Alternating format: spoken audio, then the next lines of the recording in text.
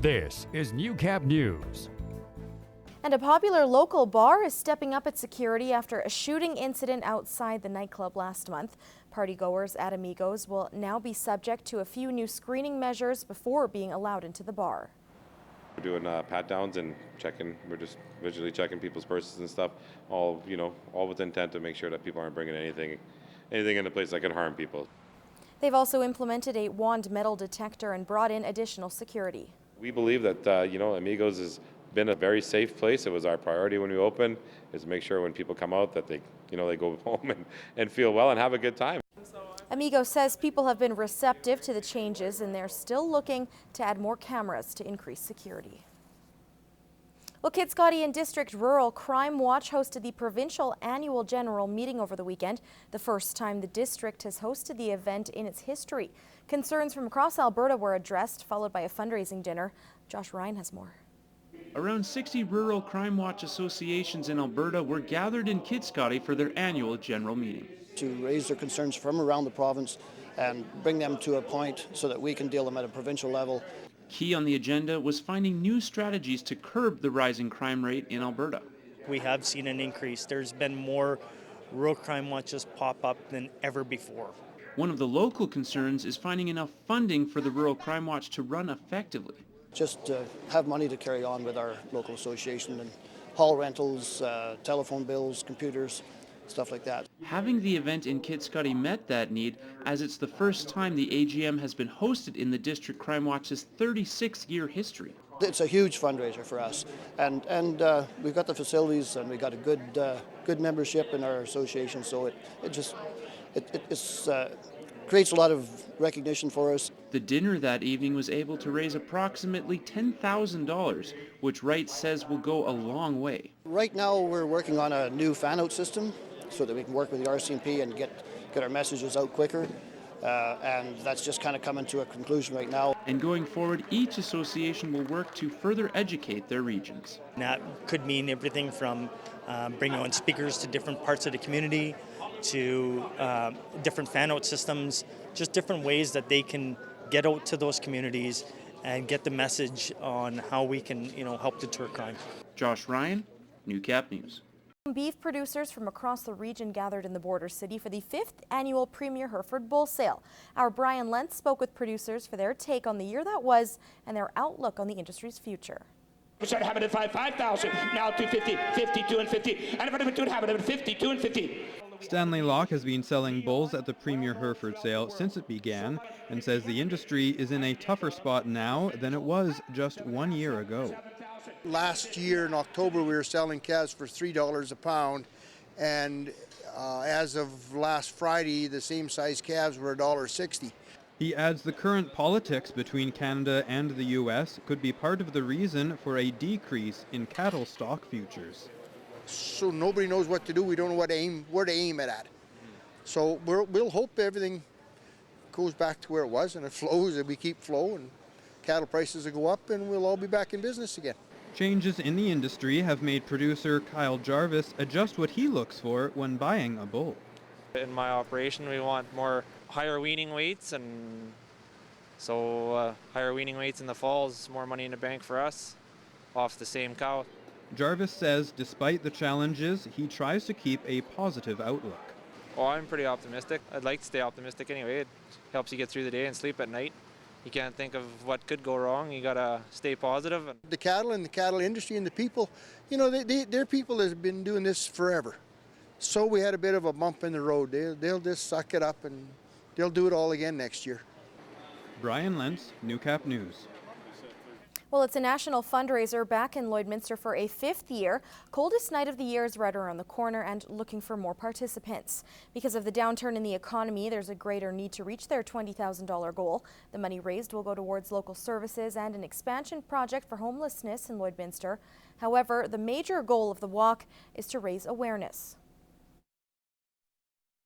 Not everybody really understands what homelessness is, or why it is, and how people are affected by it.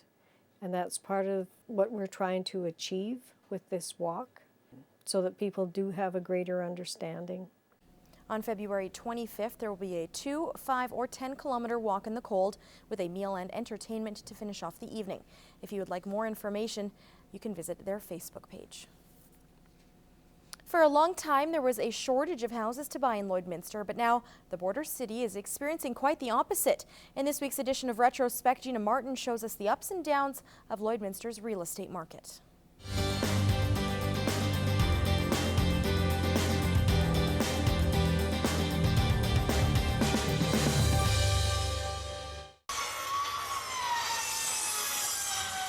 The sounds of busy saws and hammers fill the air in the border city as work crews take advantage of the warm weather. 1996 was one of the busiest years Lloydminster's housing industry has seen in a long time. In the city of Lloydminster, there was over 600 houses sold. We've seen the supply of housing drop by about 25% in the amount of houses that are listed for sale. Well, 1996 was a pretty good year, better than years prior. 1997 looks even better. We were kept pretty steady. For the first time, there was also major movement on the Saskatchewan side of the border. The city dropped the price of lots and were quickly sold out. More will now have to be put on the market. Lloydminster Mayor Ilston Platt says all the activity reflects what's happening in the oil patch.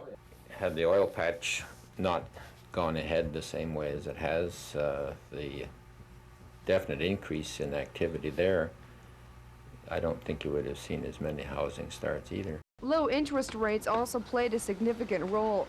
Plant says the border city's population has grown by 1,500 since he took office 3 years ago. Over the past few decades, there's been a number of fluctuations here in the Lloydminster housing market. Unfortunately, right now, we're in the midst of a downturn. According to the Realtor Association of Lloydminster and District, the border city normally has about 90 to 100 single-family homes available on the market. But with the recent economic downturn, there are more than 250 right now, resulting in about a 15% drop. Last peak in prices in Lloydminster happened in 2014. But as for when the next one will be, only time will tell. That's all for Retrospect this week. I'm Gina Martin. This is Newcap Sports. It was a big weekend for high school basketball with 20 teams from Alberta and Saskatchewan hitting the court at Lloydminster Comprehensive Hugh Morrell Border Classic. Lance Phillips has more on some great performances from Lloydminster's local teams.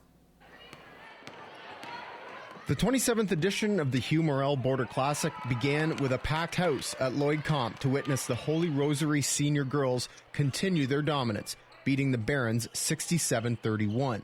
The win moved the Raiders into the championship round, where they cruised to a championship match against Bev Facey, a 4A school from Sherwood Park. Going into the final, Holy Rosary had won 6 straight games, outscoring opponents 415 to 163 over that stretch. You know, we had gone on a pretty good run, had played pretty well, but against, teams that, for the most part, if we play good, we should win. Against Facey, we could play good and still lose. And that's exactly what happened. The Falcons gave the Raiders a taste of their own medicine, claiming gold in a 70-44 win. It was a real slap in the face. It was a bit of a reality check coming up against a good team who has, a good pedigree. You never want to lose that way. Despite the loss, the team is pleased with what it accomplished and improvements that were made. Pretty proud, actually, especially from last year where we had a young team where we ended up not winning at all at some tournaments, so to winning and always getting to the A side. Both Lloyd Comp teams played well despite opening playoff losses. The Barron boys fell to eventual tournament champions Lillian Osborne, but played a much different game in the bronze final with a thrilling 62-61 win over the Bethlehem Stars. Down low, we weren't boxing out, we weren't getting the rebounds that we should have been getting. And I think we were kind of a little bit stronger as a team. We just were working together, and then our defense was pretty solid, and our defense was solid the whole tournament. But yeah, we really kept it up this game. Lloyd Comp's girls laid a beating on John Paul II Crusaders in the consolation final 66-25 to claim bronze. It was a dramatic difference from the way they opened the tournament. I think the communication came out a lot more in these past two games than our game yesterday, which we lost.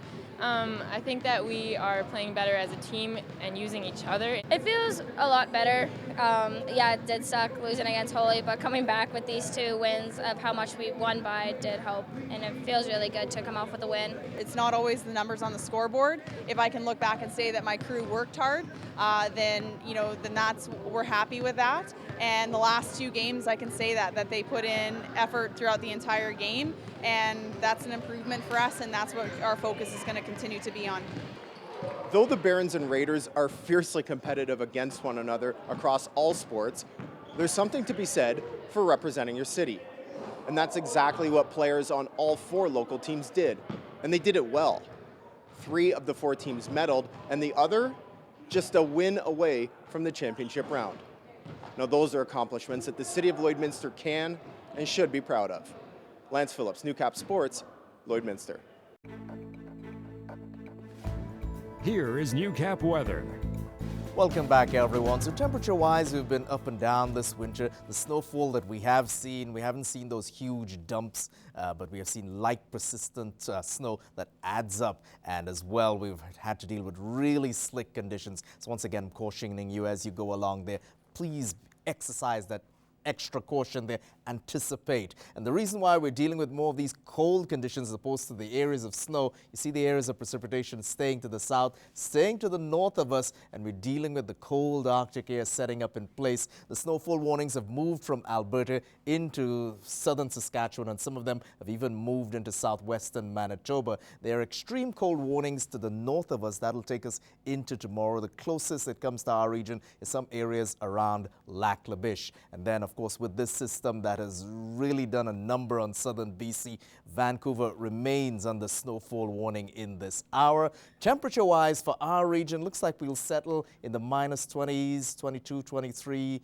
24, maybe minus 26 by 8 o'clock tomorrow morning, and then climb back out of that freezer, maybe minus 19, minus 17 in the case of Cold Lake, going forward into tomorrow afternoon. So we'll see where we get to that.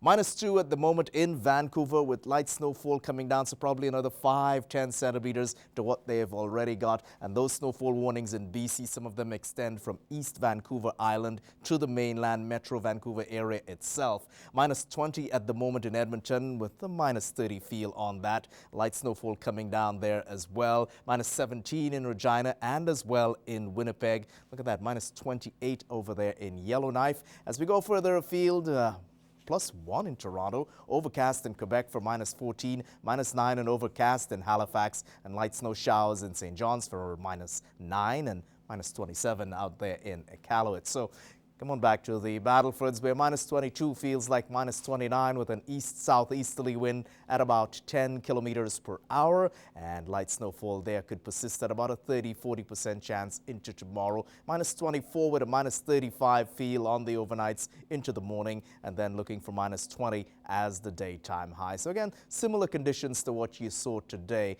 Minus 21 at the moment in Cold Lake and area. Minus 26 could be on the cards in the early hours of the morning, and looking for minus 18 as the daytime high, maybe minus 17. It depends on those winds that push out of the west, anywhere from 15 to 30 km, and whether some of that warm air will mix down and bump us up an extra degree, really. Minus 22 is where we're at, and around the region we struggled to minus 21 today. Minus 26 with a minus 36 feel by morning. This morning that wind chill was around minus 33, so again, just a few more degrees cooler. The extra clothing definitely required. Aiming for minus 20 with a minus 26 to maybe minus 28 feel, and it depends really on those winds, sometimes west and northwest, anywhere from 20 to 30 km tomorrow. Variably overcast conditions and a 30% chance for flurry activity continuing. The hope here lies in the 7-day forecast to get us out of this cold snap here. Minus 17 on Wednesday, minus 11 Thursday, minus 9 Friday, minus 2 Saturday, minus 1 Sunday, maybe, fingers crossed, +1 on Monday. The winds will have to pick up strong out of the west. You're seeing that for Saturday, Sunday, and Monday, and there's a 40 to 30% chance of seeing some flurry activity as we go along.